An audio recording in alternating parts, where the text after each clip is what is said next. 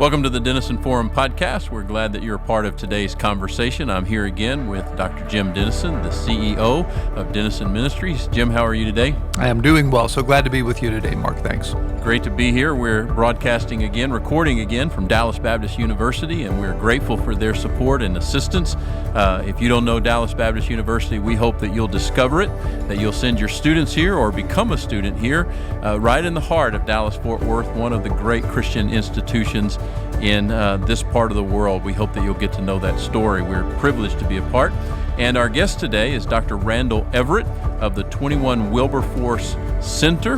Religious freedom has always been a top priority for Dr. Everett, who founded 21 Wilberforce in 2014 to focus attention on religious persecution abroad and the enduring importance of religious liberty in the United States. As president, Randel leads the 21 Wilberforce team, often on the front lines internationally. That's after spending 4 decades pastoring churches in Florida, Virginia, Arkansas, and Texas. He founded the John Leland Center for Theological Studies, led the Baptist General Convention of Texas, and currently serves in leadership for the Baptist World Alliance. Throughout his career, Randel has traveled to nearly 40 countries and witnessed persecution firsthand. Dr. Everett, thank you for being a part of our podcast today. It's an honor to be here, Mark. Good to be with my friend Jim as well. I was going to say, y'all need to tell a little bit about how y'all know each other without too many secrets being revealed. It's FBI wanted posters, front and side views, post office, all of that. I really owe a lot to Jim. He's been like a father in the ministry to me. That's exactly right, yes.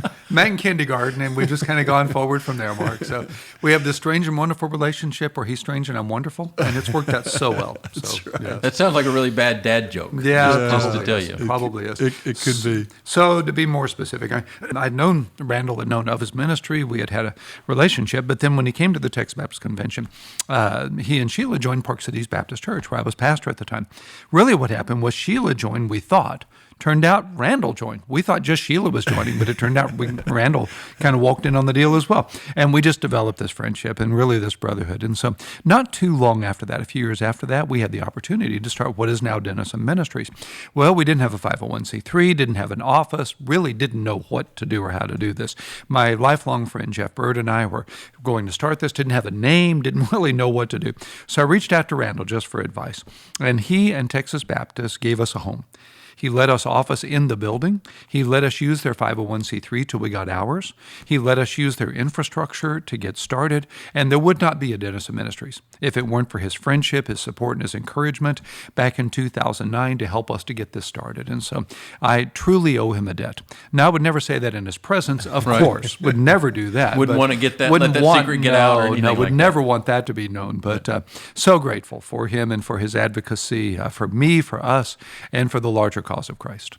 So fair to say that Dr. Everett's fingerprints are all over your ministry? In all the bad ways, yes. Anything you don't like, anything that you disagree with. And some royalty is probably due him. Well, that's probably exactly right. I think right. it would be going there. That check's been in the mail for a long time, so that's right. You know, they've had cutbacks at the Postal Service. It's been hard. difficult for them. You just can't depend on it now. It's a challenge. But we'll keep looking. Yeah, we'll look for that. Yeah. Every day to the box, for sure. That's right. Yes. Dr. Everett, if you would take a moment just to tell us a little bit about your story and then take us into what is 21 Wilberforce and how did it come to be? Surely, Mark. Be glad to. I'm just been so blessed. My parents were Christians, and my dad became called to ministry when I was in, I guess, the 3rd grade. And we were living in El Dorado, Arkansas, and he picked up everything, and he and mother and our family moved to Fort Worth, where he was in the seminary. So my mother and dad have been the primary influences in our life. I have 3 younger brothers, and I have an older sister.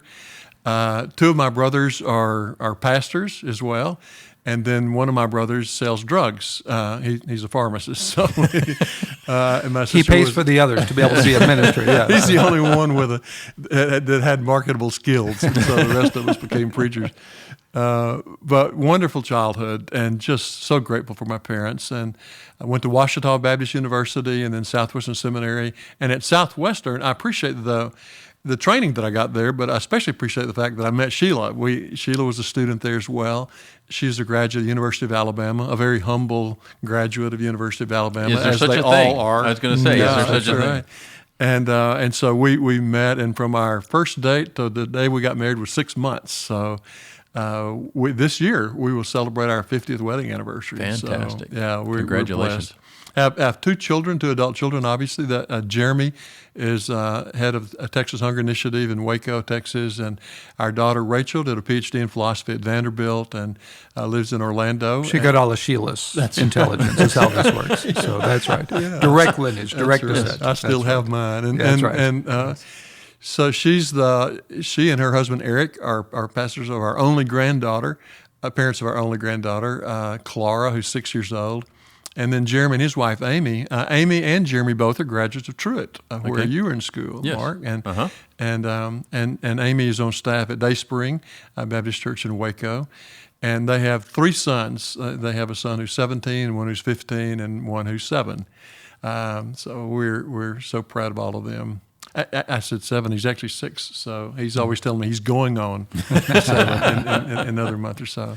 Well, as we were talking earlier, nothing better than grandchildren, and I have 2 of my own. And no matter what the 2 of you say, the 2 I have are by far the most perfect grandchildren there are. Absolutely. Well, inherited original sin, skip mine. So That's I don't right. know what's true for yours, but I'm so glad I didn't kill my son when he was in high school.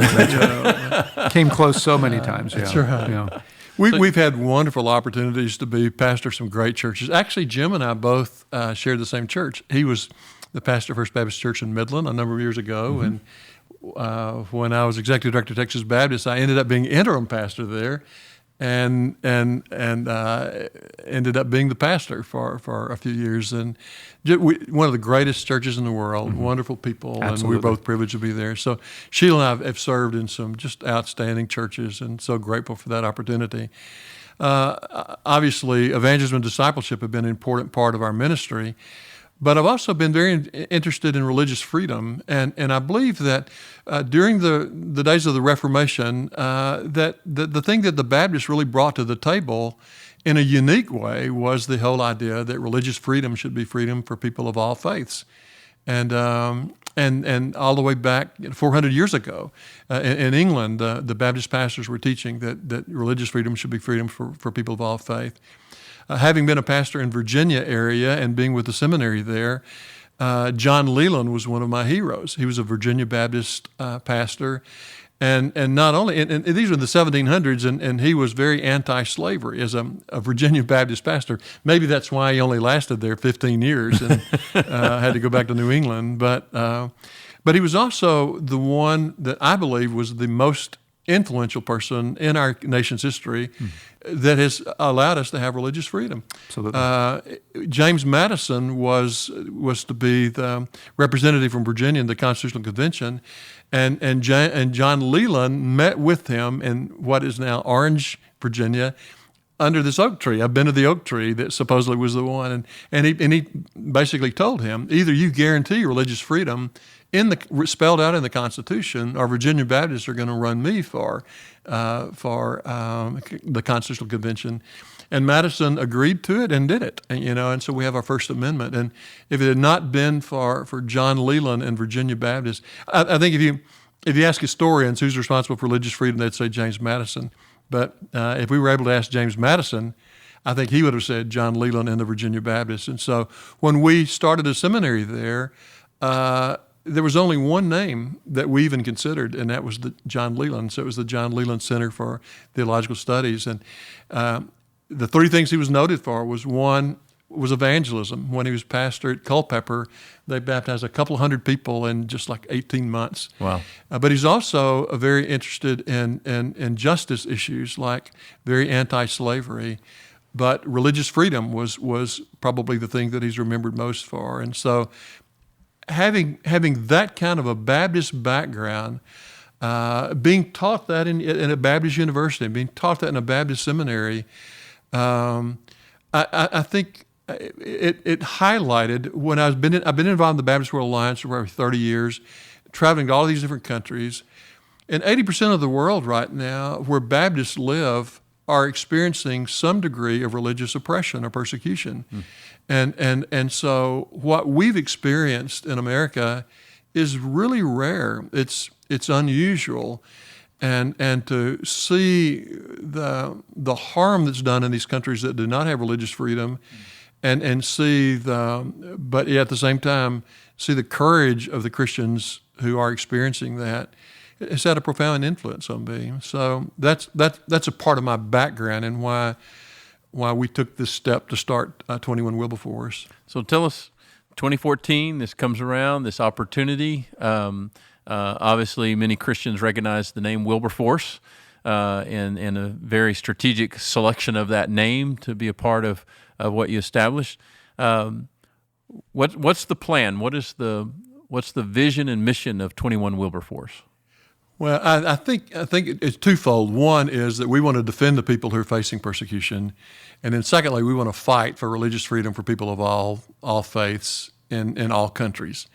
That's a grand scheme, but yet we can make a difference, and that's one of the things that I think that we fail to remember. We talk about how we're losing freedoms or we're losing rights when many times it's our own fault, when we lose these freedoms or we fail to secure them. And so just an example on religious freedom, how Baptists have been involved. I already mentioned John Leland, how Virginia Baptists got it in our Constitution. And so, these 250 years or so later, we're still experiencing it. I mean, I preached last Sunday without any restrictions whatsoever, and our people assembled without any restrictions where the Olympics were going on in China. Many of these underground churches, they had cameras on the backs of their pulpits so that they could video everybody who came into the services when they'd use against them, with face recognition, so right. that they could arrest them. Or even the situation in Ukraine now, where already in those two areas that Putin transgressed with the Russian troops, already the Baptist churches in those two regions have faced extreme persecution. And sometimes it's not only by authoritarian governments, but sometimes even by other religious groups, like in that situation, the Orthodox Church, oppressing evangelicals and others of different faiths. So, but after World War II, the horrors of World War II, the nations came together and they want to make sure that we never had a war like that again. And so they had meetings in San Francisco in 1945 to talk about what ended up becoming the United Nations. In those conversations, there were 4 Baptist men. This was 1945. One of them was J.M. Dawson, who was the pastor of First Baptist Church in Waco. And the other one was Wallace, I believe his last name is Lewis. He was the General Secretary of the Baptist World Alliance. They went to these meetings to put forward that all of these countries coming together should affirm religious freedom for people of all faith. And Mark, think about this. They brought a petition that was signed by 100,000 Baptists. No emails, no social media. They had to hand deliver a petition with 100,000 Baptists around the world that signed it, that would guarantee religious freedom for people of all faiths in all lands. That became a precursor of what ended up being Article 18 in the UN Declaration of Human Rights that is still in force today, 70 years later, where nations around the world, hundreds of nations, including nations like China and others, they have affirmed Article 18, which not only promises religious freedom, but it promises that you can change your religion. In many places around the world, they have blasphemy laws. So if you change your religion from Islam to Christianity or whatever, then you can be executed. You can be sentenced to death. And so in that declaration is that you have a right to practice your faith publicly or privately. And it's a faith to believe and speak your conscience or to not believe. And listening to you talk, just to realize how much we take that for granted. And I've talking about the forming of the United Nations. I've been to that place in San Francisco. I've been to the Muir Woods where they have a picture of those delegates. If you've ever been to that part out in Sausalito, that you can still see the legacy of that reality. And it's interesting in this current culture, especially where evangelicals and particularly Baptists are often criticized for being so narrow and at times belligerent, but to realize for these hundreds of years how much Christians, and particularly Baptist Christians, have been at the forefront of this freedom of conscience and the freedom of faith. I know Jim has been deeply involved in Cuba a number of times, been there a number of times, and has some very dear friends there. And I had the opportunity just before the corona pandemic to go to Cuba myself and to see that, and see just this country 100 miles off our shores that don't have the privilege that we do. Can you describe some of those things today, even that close to our own country, Jim? Yeah, absolutely so. And it's, as you say, Mark, such an example of what's still happening in so many ways around the world. One of the reasons I'm so grateful for 21 Wilberforce and for Dr. Everett's vision at that point is the very real issue that is still prevailing in so many places in the world, and we have to be diligent about relative to our own culture, our own experience as well. So 90 or 100 miles south of Miami, distance from Dallas to Waco, you're stepping back in time. You're stepping back not only into a place where the cars are either 1980s Russian imports or 1950 American imports, and you'll see a Dodge with a Ford engine and a Chevy transmission and all the stuff that's inside that. You're seeing people doing 3 jobs or 4 jobs, just somehow making it by. You're seeing people as you get out, especially in the rural parts, you're still seeing horse-drawn farm implements, as would have been the case 100 years ago. I've been into so many homes in Cuba that have no running water except just a faucet, no electricity to speak of, 100 miles away from the United States. And the persecution of the Christians there is what so humbles me every time I go. So a quick story. My first time down there, more than 20 years ago now, I've been down 10 times, but my first time down, I was speaking with one of the pastors down there who's since become one of my dearest friends. I pray for him often. He is really in many ways my pastor. And so Carlos and I were speaking, and I said, I'm just so sorry about the persecution you're facing here, about the difficulties that you're facing, and I'm praying for persecution to lessen. He asked me to stop doing that. He told me that persecution was strengthening the church. It was purifying the church there. And then he told me that many Cubans were praying for persecution to increase in the United States for the same purpose. Well, I can tell you, after 20 years, God answers Cuban prayers. And it may be that some of what we're seeing could have that effect in our lives to strengthen and purify who we are and what we are. But this man, this one pastor, just as an example, he has a son whom I love dearly, who really is in many ways leading their ministry, who will go through the rest of his life with only one eye because of gang violence against him as a believer. His family at one point was living in one small room of a ramshackle church, a mattress against the wall as a bedroom, because of the oppression of the government against him, because of all the ways they were not allowed even to use the funds that we had raised for them. The government wouldn't let them spend their funds that we had contributed without huge cutbacks, without huge paybacks that he just wasn't willing to do. The corruption of the culture, of the environment there, just staggers me. What they're up against now, what they call this special circumstance, special situation, near starvation in Cuba right now. Brilliant doctors, but no medicines, not even aspirins available to them. It's staggering to go back and see this and see the implications of religious freedom or the lack thereof in a country that is a brilliant culture, in many ways the educational center of the Caribbean historically. And yet, because of this change in government, because of this change of philosophy, and this idea that the church is an enemy to the government, we're seeing every single day when we're there. One quick example, one time we were down there, we brought in clothes, we brought in medical supplies. One of the neighbors saw us and complained about us to the government. So the government came in and mandated that we leave the country. Well, we were leaving the next day anyway. So when we made that clear, then the tempers went down. But the pastor there arguing on our behalf with this government agent about our right with tourist visas and religious visas to be there as the government had given us permission to be there caused me to realize how very real this was on a daily basis for our brothers and our sisters in Cuba or in North Korea or in communist China, so much of the Muslim world, and in other places around the world as well. And as Americans, we just don't realize what we have and how precious it is. The fundamental idea of freedom of conscience, freedom of belief, and how much we take that for granted around the world. Dr. Everett, are there places in the world right now that are of particular concern to you and to 21 Wilberforce? Are there places of particular hope and change that you've been able to see in recent days?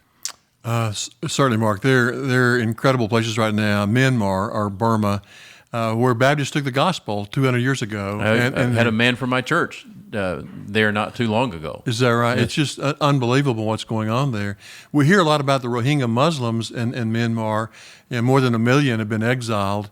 And so it's actually the Hindu-related government that put pressure to get rid of these Rohingya Muslims. But there's quite a large Christian community in Myanmar as well. And since the military took over, they were already being persecuted before the military took over. But since the military has taken over, many of these villages where these Christians live have been shelled, and many Baptist pastor was killed there by a policeman just a few months ago. Another was arrested. But they're living out in the villages. And so because of Zoom, we're able to have conversations with some within the country, and then also some in Bangladesh, and some in India, and some in Thailand where the refugees are. The refugee centers are just horrible. So we're able to get, have Zoom conversations with them and find out what their needs are. What are the conditions, what the situation is there, and so we're very involved in the situation in Myanmar. In Afghanistan, obviously, the world knows what happened in Afghanistan, and we're still working behind the scenes, and we've got the names of 800 people that we're trying to get out of Afghanistan right now. That and 50 just got out a few weeks ago. Actually, a week ago, and many of them are going to be going to Brazil when they get out, because Brazilian Baptists have agreed to take care of up to 200 who they'll do a place to live, help them with language, they'll teach them job skills, and there's a path to citizenship for them. And so, right. So we're that's where our global Baptist family is working together with the BWA. Obviously, we're concerned about the Ukraine. I mean, we've been to Ukraine. We love the people there. There are more Baptists in Ukraine than there are in the UK. Wow. And it's incredible, the evangelistic fervor of the church in the Ukraine. It's incredible what's going on there, the seminaries that are there. And so we had a Zoom conversation with the leader, Igor, who's the leader of the Baptists in Ukraine last week. And then Elijah Brown, the General Secretary of the BWA, actually went to Ukraine last week for 3 days and met with the Baptist leaders and see. They're praying for peace. At the same time, they're preparing for war. So very practical ways of how do you evacuate people from areas of concern in other areas. We've done a lot of work in Nigeria. Mark, did you know there have been 1,000 children kidnapped in northern Nigeria in a year? Wow. And we hear very little about that. We spent $35,000 for security to go all over the Middle Belt in northern Nigeria to see the situations for ourselves. And you got two terrorist groups, Boko Haram and the Fulani militants, that are going into these villages and just gunning people down in their beds, women, children. While we were there was a village where over 200 people were killed. And they found out that we were there. And so some of the people from that village actually came to us and told us what they had happened yesterday. So right where we were there. So when this happened, we began to, send notes back to our staff and our families so that they know we were okay. And they were going, okay from what? Because the news wasn't even picked up. Right. I mean, if it had been London, if it had been Boston, if it had been Paris, the whole world would have been frightened. But this was just an African village in Nigeria. So, there are 5 million people in Nigeria have been displaced, and much of it has to do with the religious persecution. The South is predominantly Christian. The North is predominantly Islam. But 40% of the people in the North are Christians. And yet 12 of the states live under Sharia law. So we've worked very closely with Nigeria. We do something, and our website is just 21 Wilberforce. You can go to 21wilberforce.org and find it. We also have a 21wfreedom.center that's a digital platform where it's unbelievable. I hope you'll go to that. I hope the people listening will go to that and see the resource that's there. Like on the situation of Myanmar, it automatically updates every 15 minutes. And so any article being in the world, being written about what's going on, it will be populated on that site. If anyone goes to the site, wherever they're calling from, the whole site will migrate to that language. So if they open it up in Rio, then it'll all be in Portuguese. And so in Iran, if they open up in Iran, it'll all be in Farsi. And so, but on the site, we talk about, we have some training material. We do leadership training because we can't bring religious freedom to any group. Right. They have to do it. So are there resources that we can use to help train them in their places? But so obviously there are significant needs. Well, on the platform, we actually have a scorecard where we give every member of Congress, every congressman, every senator, a grade, A to F, on how they supported the key issues on religious freedom, international religious freedom. So something that any citizen could find out about their congressman. Not only can they see what the grade they got, but they can see how it progresses. They can go and see what bills are before committees right now, who chairs it. So it's always being updated, and so we can call our congressman and say, "Hey, you need to show up and vote." Because part of what you're doing at 21 Wilberforce is to create this awareness and to try to use governmental influence around the world. America obviously has large influence all around the world, but to try to mobilize that influence through congressmen into these areas, right? And even administration, even the State Department. God just gave us, Congressman Frank Wolf was an iconic member of Congress for 30-something years. He's the one who actually called me when I was in Midland and challenged me to get this started. He chose to not run for re-election, and he joined our staff. And so they named the Religious Freedom Bill after him. It's the Frank Wolf International Religious Freedom Bill. And so Frank opened up doors for us in other countries, but also through administrations. And so we've had access to presidents and to vice presidents and significant members of Congress too. So we want to hold them accountable. It's not punitive. It's just to let them know this is important. This is an important issue, and we're going to hold them accountable for whether they vote or not, and how they vote on these issues. It's just so absolutely fundamental to what it means to be free for everyone. Jim, if you could comment a little bit about just the biblical urgency of freedom of conscience and why, as Dr. Everett's talked about it, it's not simply the freedom to be a Christian, but the freedom to be of any faith or to be of no faith, and how the Bible supports that idea that this is not simply, yes, we want everyone to be a Christian, no question about that. That's what we're about. But we don't want to be in any way forcing that upon people, and we want them to have freedom of belief, freedom of conscience. Talk to us about how that is fundamentally a biblical concept. Yeah, thank you, Mark. And in some ways, I think is a distinguishing feature for the Judeo-Christian worldview, in contrast to some other as Dr. Everett talks about worldviews. In other places, blasphemy laws, where we think almost nothing of it if I am a Baptist today and want to be Presbyterian tomorrow, or something else, or Muslim tomorrow, or nothing tomorrow. Yeah. That seems like nothing to us, but you could lose your freedom or lose your life in many places around the world over that simple idea. I was in Malaysia as a missionary back in college in 1979. I was at one particular church, and at the end of the service, there was a bathtub over on the side of this warehouse where we were meeting, a bathtub on feet. That is the baptistry for this church. And at the conclusion of the service, they had a baptism for a teenage girl who had come to faith in Christ and wanted to make public her faith through baptism. As she was being baptized, I noticed a set of luggage, threadbare luggage, up against the wall not far from the bathtub. I asked my translator what it was, whose it was, and he pointed to the girl being baptized. I asked him what the story was, and he explained that her father, in this case a Buddhist father, told her if she was ever baptized as a Christian, she could never come home again, so she brought her luggage. Wow. That is, as Dr. Everett is explaining so eloquent, the story for so many around the world. So what makes us different? Well, you go back to Genesis 1 and the statement that we are all created in the image and the likeness of God.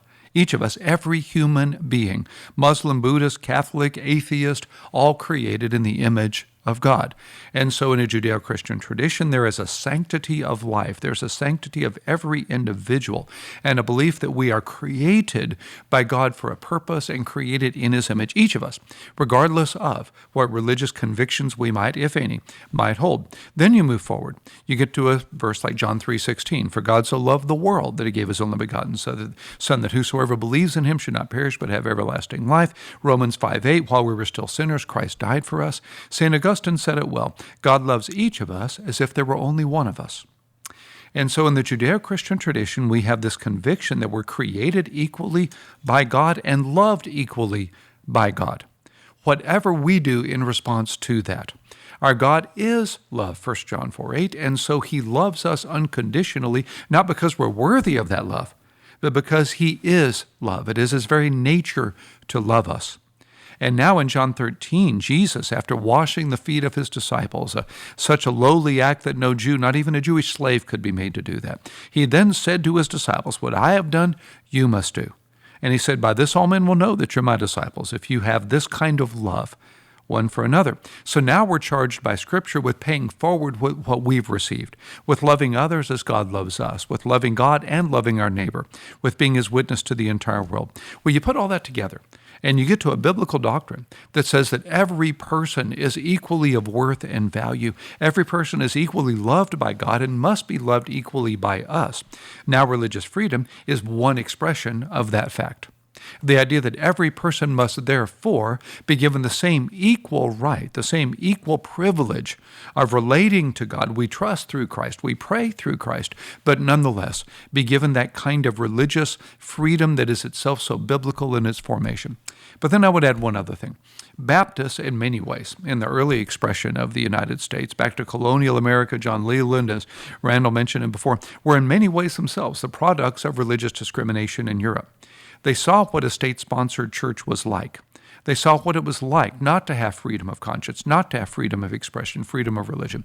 And so part of why some of them came here in the Puritan context or the nonconformist tradition was to bring to the United States an experiment in religious freedom that they had not experienced itself in Europe. So on the one hand, we're motivated by biblical truth, on the other by practical experience. We've seen what this is. We Baptists know why theocracy is itself such a bad idea. Someone said theocracy is a good idea if you get to be Theo. In a construct where the church tries to control the state. Well, which church will control the state? What expression of that church and to what degree? To step on some toes is a very quick example of that. I run across people all the time who bemoan the fact that we don't have state-sponsored prayers in schools. Right. Not that students can't pray. As long as there are tests, there will be prayer in schools. But state-sponsored prayers read over the loudspeakers, as was the case back in before the early 60s, before Supreme Court decisions, and so bemoaning that. And I'll say to them in response, well, let's think about that just a bit. If we're in Texas, that might be a Baptist prayer. If we're in New England, that might be a Catholic prayer. If we're in Utah, that might be a Mormon prayer. If we're in Hawaii, that might be a Buddhist prayer. Who gets to decide once we start in a theocratic means imposing one particular expression on others?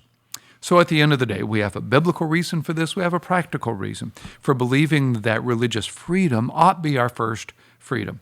And as Judge Starr said in a podcast that we recorded in this very room just earlier this afternoon, he made the point that the first freedom is freedom of religion.